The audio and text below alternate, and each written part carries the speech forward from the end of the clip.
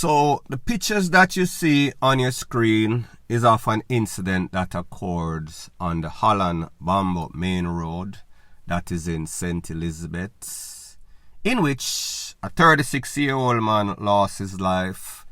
His name is Ryan Forbes. He is said to be a farmer, or was a farmer, formerly alive.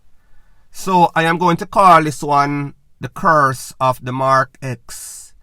You've heard me spoken on many occasions, you know, so this is the Black Cat channel. Whenever I speak, it seems as if stuff manifests. People either are going to get locked up or people either are going to DEADING. We saw in Trelawney less than 48 hours before this one, 4 youth in our Mark X lost their life coming from Ocho headed to Trelawney. Also speeding. In this case, speeding was involved, not so much of the man that lost his life in that Mark X, Mr. Ryan. Based on information, it is said that at about 2 p.m. or so, the Popo were chasing a blue Mark X with 2 people inside, the passenger and the driver, at least 2 based on their reports. It said that these men was blazing like some madbat out of hell. The Popo were in pursuit. I am not going to say that it was hot pursuit because the men pretty much was gone. Them shot out like some sorts of cannon. However, in that chase, an ex-vehicle, coincidentally an ex-Mark X with Mr. Ryan and a couple of passengers, was coming from a side road entering the main road, did not see or could not react to the Popo speed that they were coming at. It is said that they were hit in the side of the vehicle from them entering the main road. The Popo vehicle was pretty much smashed too. Everybody in both vehicles were taken to the Black River Hospital, receiving treatment in very, very bad condition. If them live, it is only for the mercy of God. Now, the Popo are blaming the man in the Mark X that came from the side road and say him just run out in front of them. People, truth be told, sometimes me have to wonder if these people in Jamaica kind of slow up on the driving if them not look before them proceed. However, in cases like these unusual circumstances, when there's some sorts of chase, maybe the average person reflexes or reaction is not fast enough for know if to break up or press pedal to the metal. Apparently, they made the wrong decision. Apparently, that is the reason for this. Now, like me say, everybody have played the blame game. The Popo say the man drive out in front of them while they were on the hot pursuits. The people where stand by I say, you know, say, me dep on the phone and me a talk to somebody. And me I say, one Mark X, one blow one a press pedal to the metal like him there a Dover. And then the Popo was behind him, way behind, donkey lengths. The man said he told the person that he was speaking to on the phone, you know, say I bet before them reach wherever them are go, there's going to be some sort of CRASH. It is as if this man was some sort of prophet. So said, so done. It would come to pass. It would manifest. He must say, why the Popo never called for backup? The Popo station in which they were headed to Santa Cruz is right down the road. Him should have called for backup and make the backup pretty much block off the man, circle him, corral the place, put up some sorts of roadblock. However, people, if there's one thing that we realize in Jamaica when it comes to law enforcement, there's not a lot of planning, there's not a lot of implementation, a lot of stuff that sounds simple, when you would have thought that if there's any sorts of chase like in America or Canada or UK, the people them just call jump on them radar. They would just give the make and the model, the color of the vehicle, the direction in which they are going, the amount of individuals, details that would be pertinent for any sorts of interception, meaning block off. However, it seems in Jamaica it does not work like that. It makes too much sense.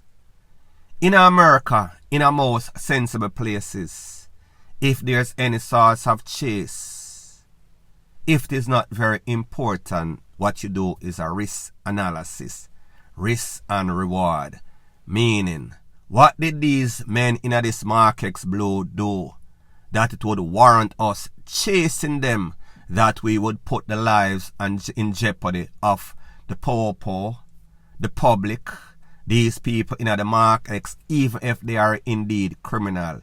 Did they take away a poor? Did they take away mass people?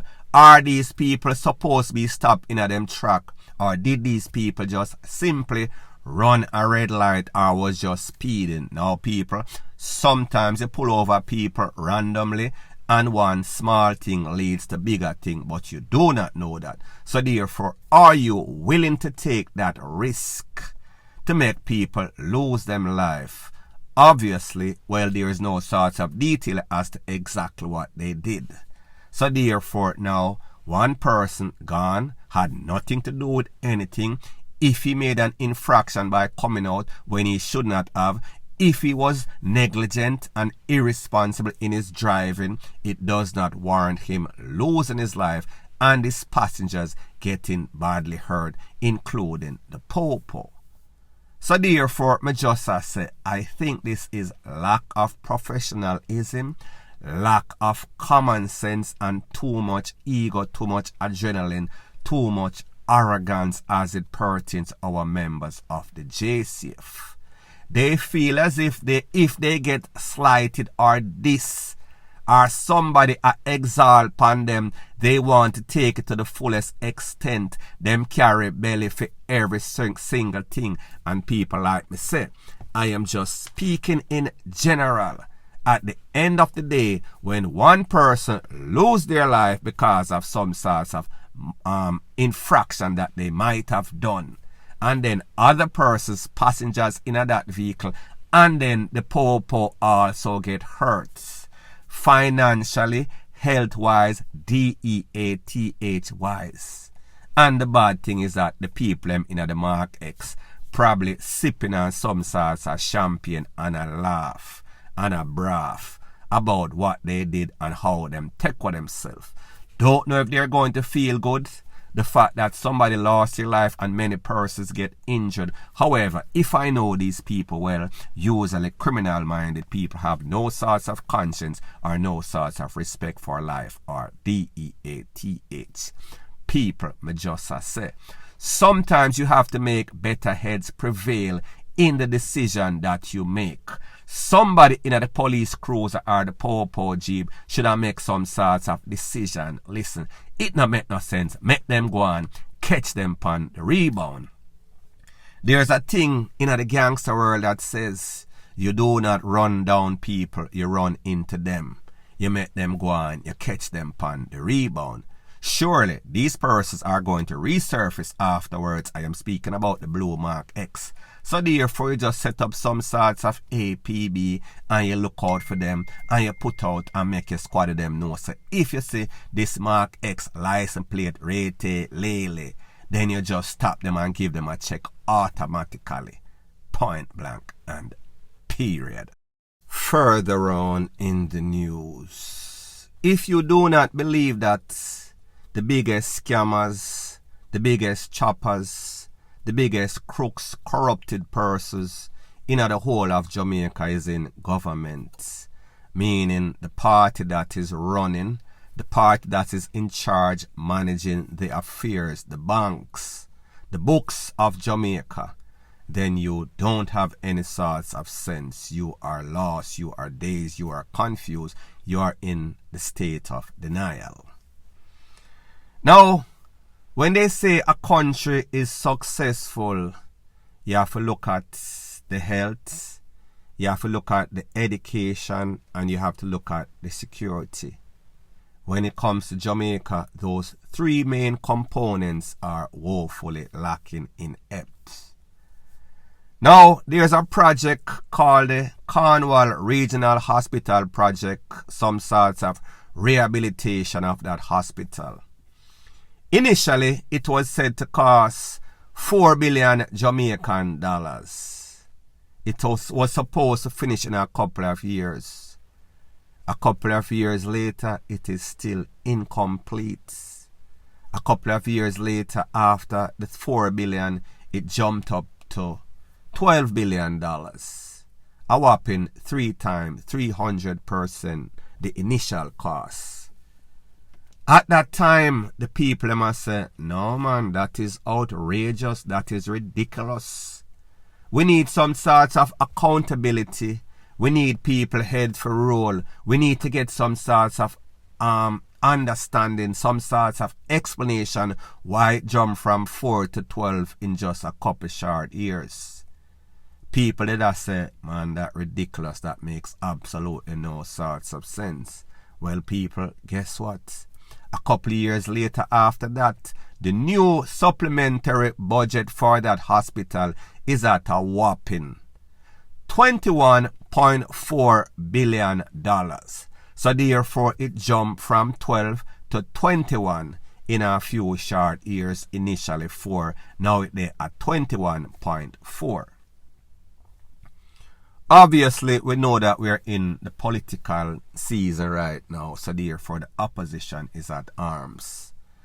They are saying to themselves, experts are saying, then hold on a minute, you know that 21.4 billion to be exact, could have been used to fix a lot of the problems in a lot of the ministries in Jamaica.